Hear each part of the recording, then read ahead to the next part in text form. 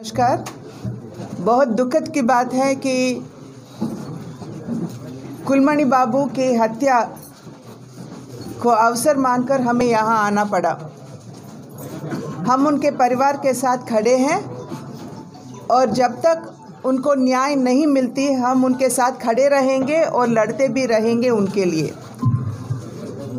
मैं पहले महांगा ब्लॉक को, नूरतंग गांव को मैं सर झुकाकर मैं नमन करती हूँ, क्योंकि यहाँ के जो प्रदेश सरकार है बीजू जनता दल का, उनके भ्रष्टाचार के खिलाफ जिस शक्ति से नूरतंग के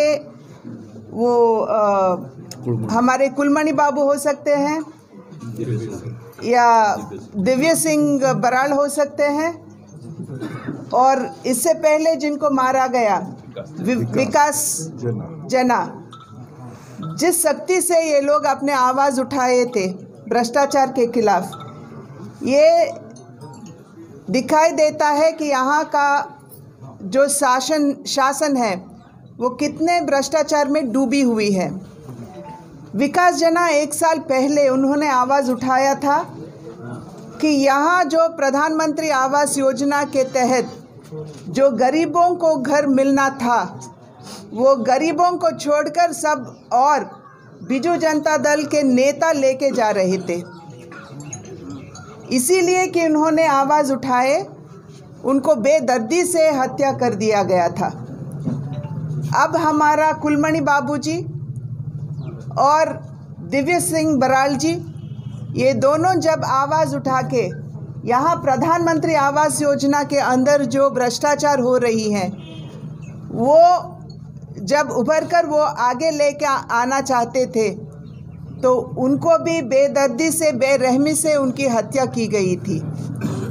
हम पूछना चाहते हैं यहाँ के सरकार को कि जब दिव्य सिंह बराड़ जी अपने बयान में लोगों का नाम लिया और यहाँ के जो मंत्री हैं प्रताप जना जी, उनका भी नाम लिए, तो उनको क्यों अरेस्ट नहीं कर रहे?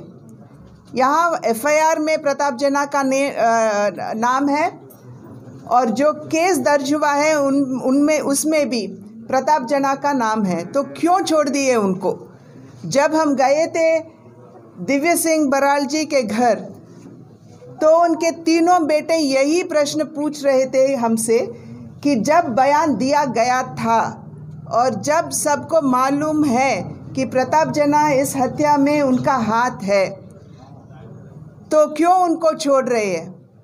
हम नवीन बाबू से हाथ जोड़कर अनुरोध करना चाहते हैं कि आप बाहर आइए, थोड़ा आंख खोल कर देखिए, थोड़ा कान खोल कर आप सुनिए।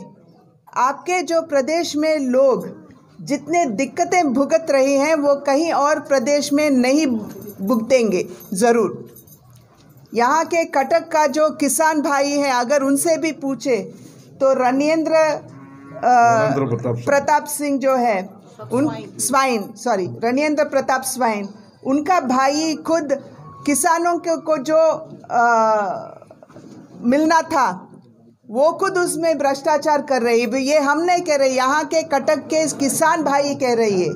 तो इतना भ्रष्टाचार होने के बाद, अपने लोगों इतने दुखद भुगतने के बाद भी नवीन बाबू आप चुप क्यों हैं? हम विनम्रता से आपसे प्रार्थना करते हैं कि आप बाहर आइए। आपने एक बार कहा कि मेरा 4.5 करोड़ बच्चे हैं, उन बच्चों में कुलमणि बाबू जी भी एक है, उन बच्चों में दिव्य सिंह बराड़ जी भी एक है, और जो 1 साल पहले मारा गया विकास जना वो भी एक है। तो ये सब आप ही के बच्चे हैं, तो आप क्यों उसका संरक्षण नहीं कर पा रहे हैं? यही हम पूछना चाहते हैं नवीन बाबू जी से और यहाँ के बीजू सरकार को कि आप न्याय दिलाए, अपने लोगों के साथ खड़े रहें। आप पर विश्वास करके ही यहाँ के लोग आपको वोट दिए, आपको सत्ता में लेके आए। आप आज उनके प्रति न्याय नहीं करोगे तो वो विश्वास टूट जाएगा, तोड़ दिए आप। तो आपको यही पूछना है कि आप आगे आइए, यहाँ के लोगों के साथ खड़े रहिए और हमारे कुलमणि बाबू वो नूरतंग गांव का है, वो ज़रूर नूर है, और उनके परिवार को इतना तंग करना ये ठीक नहीं है नवीन बाबू के लिए। उनका जो आक्रोश है वो श्राप बन सकता है और बनेगा भी। इसीलिए हम कहते हैं कि ये जो भारतीय जनता पार्टी के कार्यकर्ताओं के प्रति ये हत्याकांड हो रहा है, अभी जब हम गए थे दिव्य सिंह बराल के घर तो उनके बेटे ने खुद कहा कि अब तक भारतीय जनता पार्टी के कार्यकर्ताओं के हत्या शाम को हो रही है, और अगर ऐसा ही छोड़ देंगे तो दिन दिहाड़े उनका हत्या हो जाएगा। जिस तरह से सरकार चल रही है यहाँ पे, ये इसका एक मिसाल है। तो हम यहाँ के लोगों से भी, उड़ीसा के लोगों से भी यही हम बताना चाहते हैं कि एक बार आप समझ जाइए कि ये जो सरकार अभी सत्ता में है ये आपके साथ खड़े होने वाली सत्ता नहीं है, क्योंकि हर एक जिस दिशा से भी, जिस एंगल से भी आप देखो तो हर एक को किसी न किसी दुखद आज भुगतना पड़ रहा है इस प्रशासन के अंदर। इसलिए हम विनती करते हैं आपके द्वारा, मीडियम भाइयों के द्वारा, इस सरकार को कि वो न्याय करे इन दोनों परिवारों को, केवल इन दोनों परिवारों के ही नहीं।